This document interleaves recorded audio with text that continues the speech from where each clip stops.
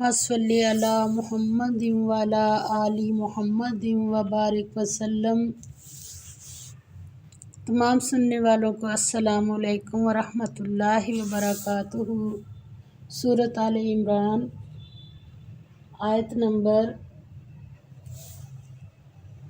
149 سے لے کر 155 تک، یعنی 149 سے لے کر 155 تک۔ اعوذ باللہ من الشیطان الرجیم، بسم اللہ الرحمن الرحیم۔ اس رکوع میں غزوہ احد کا ایک واقعہ اور منافقین کی چال بازیاں۔ یا ایھا الذین، اے لوگو جو آمنو ایمان لائے ہو، ان تطیعوا، اگر کہا مان لو گے تم، الذین، لوگوں کا جو کفروا کافر ہیں، یا ردوکم، پھیر دیں گے تم کو، علی اعقابکم، ایڑیوں تمہاری پر، فتنقلبوا، پھر تم ہو جاؤ گے خاسرین، نقصان اٹھانے والے۔ بلکہ اللہ مولاکم، تمہارا مددگار ہے، وہو، اور وہ، خیر الناصرین، بہت بہتر مددگار ہے۔ سنلقی، عنقریب ہم ڈالیں گے، فی قلوبی، دلوں میں، الذین، لوگوں کے جو کفروا کافر ہیں، الرعب، بما، بسبب اس کے کہ اشرکوا، شریک کرتے ہیں، باللہ، ساتھ اللہ کے، ما لم، وہ جو، ینزل، نہیں اتاری اس نے، بہ، ساتھ اس کے، سلطانن، کوئی دلیل، ومأواہم، اور ٹھکانہ ان کا، النار، دوزخ ہے، وبئس، اور برا ہے، مثویٰ، ٹھکانہ، کس کا، الظالمین، ظالموں کا۔ اللہ تعالیٰ فرماتے ہیں، مومنو، اگر تم کافروں کا کہا مان لو گے تو وہ تم کو الٹے پاؤں پھینک کر مرتد کر دیں گے، پھر تم بڑے خسارے میں پڑ جاؤ گے۔ یہ تمہارے مددگار نہیں ہیں، بلکہ اللہ تمہارا مددگار ہے، اور وہ سب سے بہتر مددگار ہے۔ ہم عنقریب کافروں کے دلوں میں تمہارا رعب بٹھا دیں گے، کیونکہ یہ اللہ کے ساتھ شرک کرتے ہیں، جس کی اس نے کوئی دلیل نازل نہیں کی، اور ان کا ٹھکانہ دوزخ ہے، اور وہ ظالموں کا بہت ہی برا ٹھکانہ ہے۔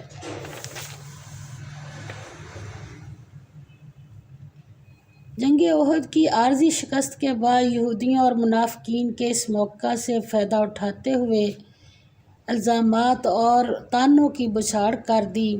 ان باتوں سے ان کا مقصد یہ تھا کہ مسلمانوں کو راہ حق سے دوبارہ کفر کی طرف لوٹا دیا جائے۔ فرمایا، وہ تمہیں دشمنوں کی کثرت و طاقت کے افسانے سنا کر مرعوب کرنا چاہتے ہیں۔ اگر تم راہ حق میں ثابت قدم رہے اور انسانی طاقتوں کی بجائے اللہ کی کار سازی اور طاقت پر بھروسہ رکھا، تو وہ وقت دور نہیں جب تمہاری ہیبت سے ان کے دل کانپ اٹھیں گے۔ لہٰذا تم ان کی چالوں سے ہوشیار رہو اور اللہ کی مدد کے طلبگار رہو، کیونکہ وہی سب سے بہتر مدد کرنے والا ہے۔ جن لوگوں کے سامنے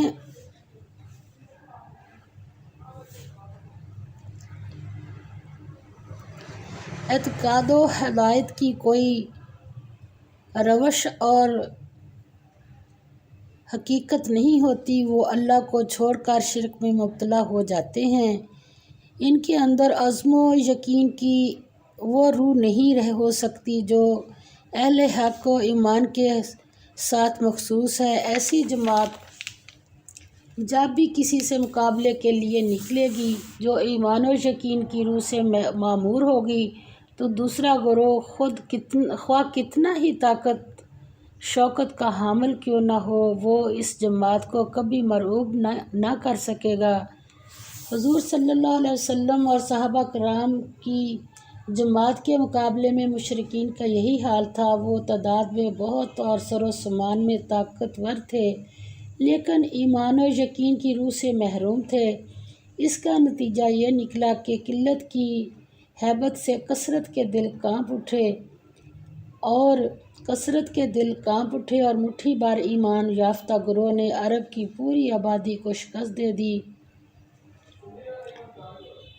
اور آپ صلی اللہ علیہ وسلم نے کی حدیث پاک کا مفہوم ہے۔ سیدنا جابر بن عبداللہ رضی اللہ تعالیٰ عنہ بیان کرتے ہیں کہ رسول اللہ صلی اللہ علیہ وسلم نے فرمایا، یعنی اللہ تعالیٰ فرماتے ہیں، سنلقی عن قریب فی قلوب الذین کفروا، ان کے دلوں میں جو کافر ہیں، روب اٹھا دیں گے بے سبب اشرکوا، جو شرک کرتے ہیں، کس کے ساتھ؟ باللہ، اللہ کے ساتھ۔ تو اس آیت کے نزول میں نبی پاک صلی اللہ علیہ وسلم نے ارشاد فرمایا کہ اللہ تعالیٰ فرماتے ہیں ہم عن قریب ان لوگوں کے دلوں میں جنہوں نے کفر کیا روب ڈال دیں گے، اس لیے کہ انہوں نے اللہ کے ساتھ اس کو شریک بنایا جس کی اس نے کوئی دلیل نہیں اتاری، اور ان کا ٹھکانہ آگ ہے اور وہ ظالموں کا برا ٹھکانہ ہے۔ تو آپ صلی اللہ علیہ وسلم کی حدیث پاک کا مفہوم ہے۔ سیدنا جابر بن عبداللہ بیان کرتے ہیں کہ رسول اللہ صلی اللہ علیہ وسلم نے فرمایا، مجھے 5 ایسی چیزیں عطا کی گئی ہیں جو مجھ سے پہلے انبیاء میں سے کسی کو نہیں دی گئیں۔ مہینے بھر کی مسافت سے دشمن پر رعب کے ساتھ میری مدد کی گئی۔ میرے لیے ساری زمین مسجد اور پاک بنا دی گئی ہے۔ جس آدمی کو یہاں نماز کا وقت پالے وہ وہی نماز پڑھ لے۔ میرے لیے مال غنیمت کو حلال قرار دے دیا گیا ہے۔ مجھ سے پہلے ہر نبی کو بطور خاص صرف ان کی قوم کی طرف مبعوث کیا جاتا تھا، جبکہ مجھے تمام لوگوں کی طرف مبعوث کیا گیا ہے، اور 5ویں مجھے شفاعت عطا کی گئی ہے۔ یہ بخاری کی حدیث ہے۔ اللہ تعالیٰ نے آگے فرمایا،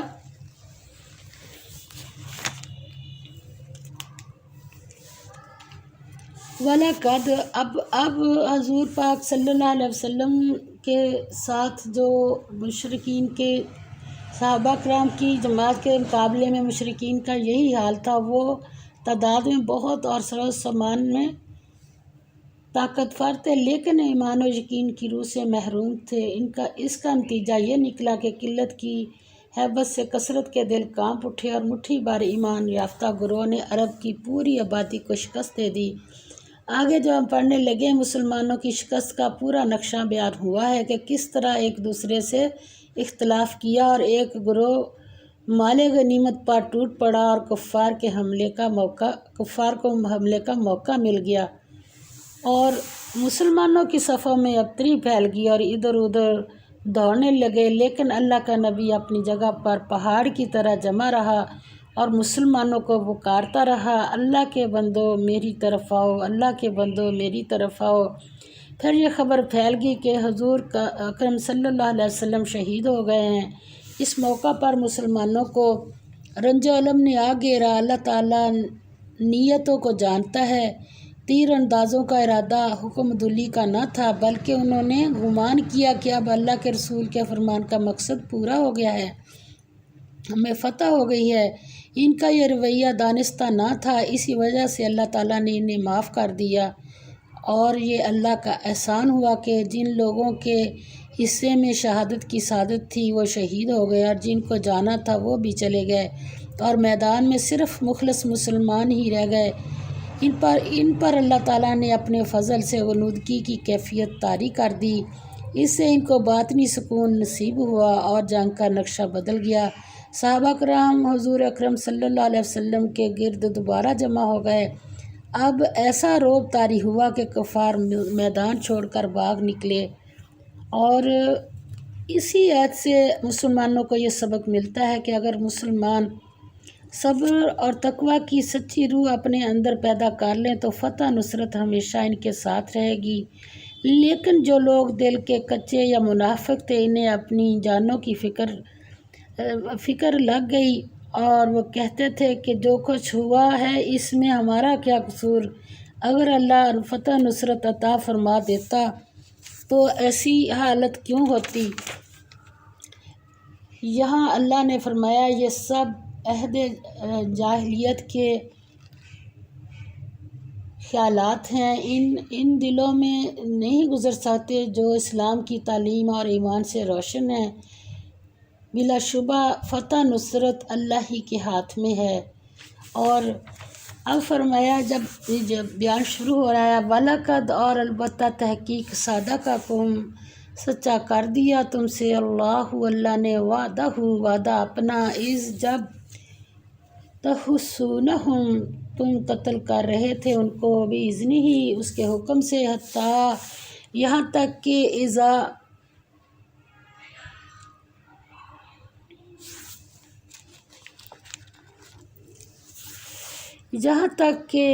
اذا جب فشل تم نے ہمت ہار دی وتنازعتم اور جھگڑا کرنے لگے، یعنی درے کو چھوڑ دیا اور ہمت ہار دی، فی الامر حکم میں وعصیتم اور نافرمانی کی تم نے، من بعد سے ما جو اراکم دکھایا تمہیں، ما جو تحبون تم پسند کرتے تھے تم چاہتے تھے، یعنی مال غنیمت، منکم تم میں سے، من یرید جو کوئی چاہتا ہے، دنیا و منکم اور تم میں سے، من یرید جو کوئی چاہتے ہیں، الآخرۃ آخرت، ثم پھر صرفکم اس نے پھیر دیا تم کو، عنہم ان سے، کیوں، لیبتلیکم تاکہ آزمائے تمہیں۔ جب بھی کوئی حالات پیش آتے ہیں تو اللہ کا منشا یہ ہوتا ہے، اللہ تعالیٰ اس بندے کو اللہ کے تو علم میں ہے، بندے کے دل کی جو ہوتا ہے نا اس میں کہ اس کو اللہ تعالیٰ اس کی اوقات پھر دکھاتے ہیں کہ دیکھو تمہارے اندر یہ والی کمزوری ہے، اس کو نکالو۔ اللہ تعالیٰ آزمائشیں اس لیے بھیجتے ہیں تاکہ تمہیں آزمائے۔ وَلَقَدْ اور البتہ تحقیق عفا معاف کر دیا عنکم تمہیں، واللہ کیوں معاف کر دیا کہ اللہ دلوں کے حال جانتا ہے، واللہ اور اللہ ذو فضل والا، کس پر، علی المومنین مومنوں پر۔ فرمایا اور اللہ نے اپنا وعدہ سچا کر دیا، یعنی اس وقت جب کہ تم کافروں کو اس کے حکم سے قتل کر رہے تھے، یہاں تک کہ جو تم چاہتے تھے اللہ نے تم کو دکھا دیا، اس کے بعد تم نے ہمت ہار دی اور حکم پیغمبر میں جھگڑا کرنے لگے اور اس کی نافرمانی کی۔ بعض تو تم میں سے دنیا کے خواستگار تھے اور بعض آخرت کے طالب، اس وقت اللہ نے تم کو ان کے مقابلے سے پھیر کر بھگا دیا تاکہ تمہاری آزمائش کرے، اور اس نے تمہارا قصور معاف کر دیا، اور اللہ مومنوں پر بڑا فضل کرنے والا ہے۔ اذ تسعدون جب بھاگے جاتے تھے تم، ولا تلوون اور نہ دیکھتے تھے پیچھے مڑ کر، علی احد کسی کو، والرسول اور رسول یدعوکم بلا رہے تھے تمہیں، فی اخراکم پیچھے کھڑے تمہارے، فاصابکم پھر پہنچایا تمہیں، غمن غم بغم بدلے غم کے، لکیلا تاکہ تحزنوا تم غم کرو، علی پر ما جو چیز، فاتاکم تمہارے ہاتھ سے جاتی رہے، ولا اور نہ ما اصابکم جو کچھ مصیبت پیش آئی تمہیں، واللہ اور اللہ خبیر خبردار ہے، بما تعملون اس سے جو تم کرتے ہو۔ اللہ تعالیٰ فرماتے ہیں کہ جب یہ اللہ کا فضل ہے، یہ اللہ تعالیٰ نے اپنے فضل سے غنودگی کی کیفیت طاری کر دی، جس سے ان کو باطنی سکون اطمینان نصیب ہوا اور جنگ کا نقشہ بدل گیا۔ صحابہ کرام حضور صلی اللہ علیہ وسلم کے گرد دوبارہ جمع ہو گئے۔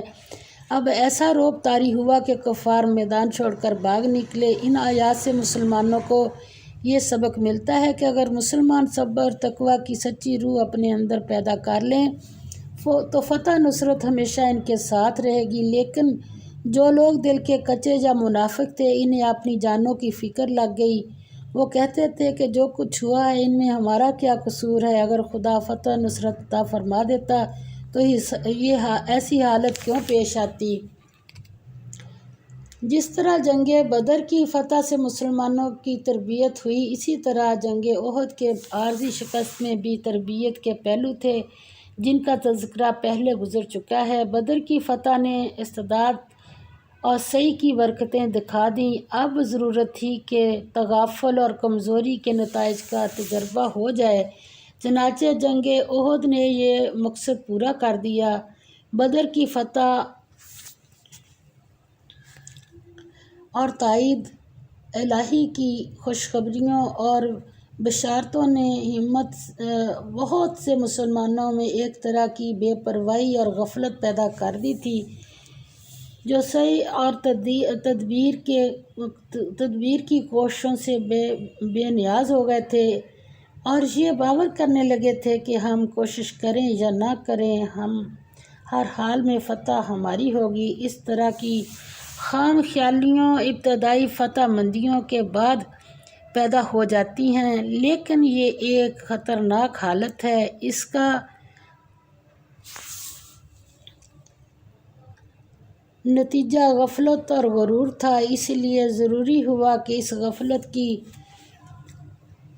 نشو و نما روک دی جائے۔ لہٰذا جنگ احد کے تجربے نے مسلمانوں کو سمجھا دیا کہ اللہ کی تائید و نصرت کا وعدہ برحق ہے، لیکن تمام دیگر امور کی طرح اس کی تائید و کامرانی کے لیے بھی اس کے قوانین ہیں اور ضروری ہے کہ انہی کے مطابق نتائج بھی ظہور پذیر ہوں۔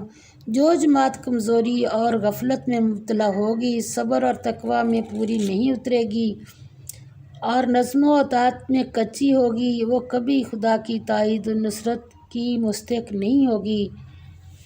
آخر میں فرمایا، خوب سن لو کہ اگر تم گھروں میں پڑے رہتے تب بھی جن کا قتل ہونا مقدر تھا وہ کیسے اور کہاں بچتے؟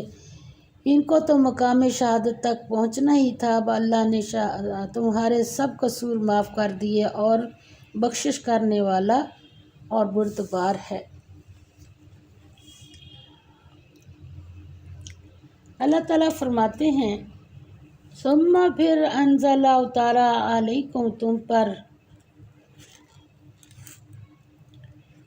من بعد اس کے الغم غم کے امانتاً تسلی نعاساً نیند یغشا طاری ہو گئی طائفتاً ایک جماعت منکم تم میں سے وطائفتاً اور ایک گروہ یا کچھ لوگ قد تحقیق اہمتہم فکر مند کر دیا ان کو انفسہم جانوں ان کی نے یظنون گمان کرتے تھے، کیا گمان کرتے تھے؟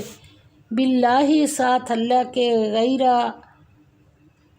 غیر الحق کی ناحق ظن گمان الجاہلیتی جاہلیت کا یقولون کیا کہتے تھے وہ حل کیا لنا ہمارے لیے من الامری اس کام میں من شیئن کوئی چیز یا بات ہے۔ قل اے نبی پاک صلی اللہ علیہ وسلم کہہ دیجئے، انا بے شک الامر یہ کام کلہ سب للہ اللہ کے اختیار میں ہے، یخفون وہ چھپاتے ہیں فی انفسہم اپنے دلوں میں ما لا جو نہیں یبدون ظاہر کرتے لکا تم پر، یقولون وہ کہتے ہیں لو کانا اگر ہوتا لنا ہمارے لیے من الامر اس کام میں شیئن کچھ ما قتلنا نہ مارے جاتے ہم ہاہنا یہاں۔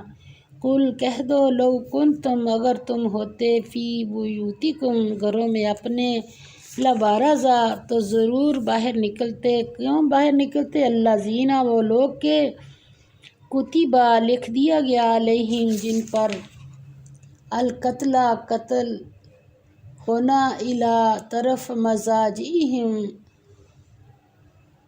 قتل گاہوں اپنی ولیبتلی تاکہ آزمائے اللہ ما فی صدورکم جو دلوں میں ہے تمہارے ولیمحص اور تاکہ صاف کر دے ما فی قلوبکم جو دلوں میں ہے تمہارے، واللہ اور اللہ علیم جانتا ہے بذات الصدور باتیں دلوں کی۔ فرمایا پھر اللہ نے غم و رنج کے بعد تم پر تسلی نازل فرمائی، یعنی نیند کو تم میں سے ایک جماعت پر طاری ہو گئی، اور کچھ لوگ جن کو جان کے لالے پڑ رہے تھے اللہ کے بارے میں ناحق کفر کے گمان کرتے تھے اور کہتے تھے بھلا ہمارے اختیار کی کچھ بات ہے۔ تم اے نبی صلی اللہ علیہ وسلم تم کہہ دو بے شک سب باتیں خدا ہی کے اختیار میں ہیں۔ یہ لوگ بہت سی باتیں دلوں میں مخفی رکھتے ہیں جو تم پر ظاہر نہیں کرتے، کہتے ہیں کہ ہمارے بس کی بات ہوتی تو ہم یہاں قتل ہی نہ کیے جاتے۔ کہہ دو کہ اگر تم اپنے گھروں میں بھی ہوتے تو جن کی تقدیر میں مارا جانا لکھا تھا وہ اپنی اپنی قتل گاہوں کی طرف ضرور نکل آتے۔ اس سے غرض یہ تھی کہ اللہ تمہارے سینوں کی باتوں کو آزمائے اور جو کچھ تمہارے دلوں میں ہے اس کو خالص اور صاف کر دے، اور اللہ دلوں کی باتوں سے خوب واقف ہے۔ اس میں ہماری جتنی میں کئی دفعہ سمجھاتی ہوں اپنی کلاسوں کو کہ یہ بات جو ہے نا کہ اللہ دلوں کے راز جانتا ہے۔ ہمیں کبھی بیماریاں ہوتی ہیں، کوئی مصیبتیں پریشانیاں ہوتی ہیں، اور بڑے ہم اپنے لیے اصول بناتے ہیں کامیابیوں کے، ضرور بنائیں، اس کو منع نہیں کیا، مگر ان پر بھروسہ نہیں کرنا۔